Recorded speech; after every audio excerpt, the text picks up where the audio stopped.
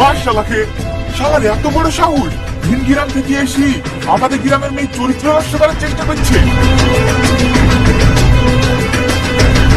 আর Mary হাত পা ভেঙে দে। দাঁড়িয়ে দাঁড়িয়ে দেখছিস কি? মাশাআল্লাহকে এইসব লোকের লেগেই তো সমাজ নষ্ট হয়ে গেছে। শালাকে আজ এমন করি মার যেন জীবনের এরকম কাজ না করে। শালার সাহস কত রে! দিন দুপুরে এসে একটা আই বড় মেয়ের ঘরে ঢুকছে। ছেড়ে দে আমাকে, শালাকে আজ মেরে ফেলবো।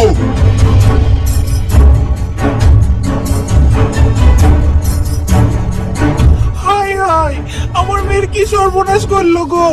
এখন আমার মেয়েকে কে বিয়ে করবে? এর বিচার তোমরাই করো। ওই তো মেম্বার চলে এসছে, যা করার মেম্বারই করবে।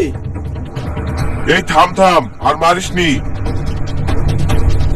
আমি তো সব ঘটনায় শুনেছি, দেখছি কি করা যায়। আপনারা তাহলে কি ভাবছেন? এই ছেলের সাথে বিয়ে দিব না কি করব?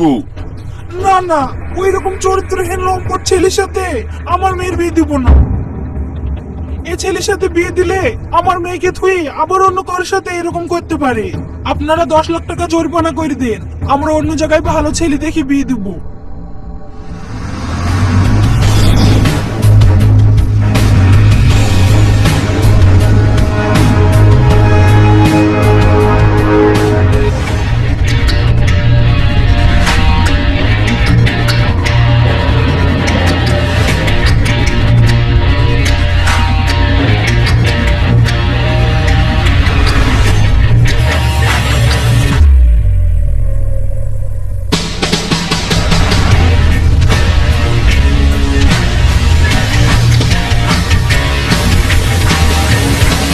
কি হয়েছে? আমার ছেলেকে এভাবে বেঁধে রেখেছেন কেন?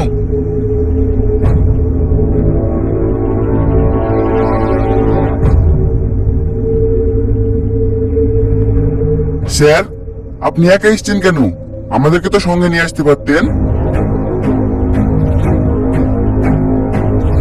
সঙ্গে করে পুলিশ নিয়ে আসতে পারতেন। আপনি একা এসেছেন কেন? আপনি এভাবে একা এসে কাজটা ঠিক করেননি স্যার। কার এত বড় সাহস যে আমাদের স্যারকে এভাবে বেঁধে রেখেছে? তোমাদের স্যারের যা চরিত্র, বাঁচবে না তো ধূপ দেবে নাকি? রফিক ভাইয়ের মেয়ের ঘরে ঢুকি তার সর্বনাশ করার চেষ্টা করছিল। আমরা সবাই হাতে নাতে ধরে বেঁধে রেখেছি। আমার ছেলে এরকম কাজ করতেই পারে না। নিশ্চয় আপনাদের কোথাও ভুল হচ্ছে। এরকম কাজ করেনি তো আমরা এমনি এমনি বেঁধে রেখেছি। জরিমানা দেওয়ার ভয়ে ওরা ওদের গায়ে দোষ নিচ্ছে না, সব দোষ আমাদের মেয়ের ঘরে চাপে দিচ্ছে। ওসব বাদ দেন মেম্বার সাহেব, আপনি মোটা টাকা জরিমানা করে ছেড়ে দেন। হ্যাঁ মেম্বার সাহেব, আপনি তাই করেন। কত টাকা লাগবে আপনার?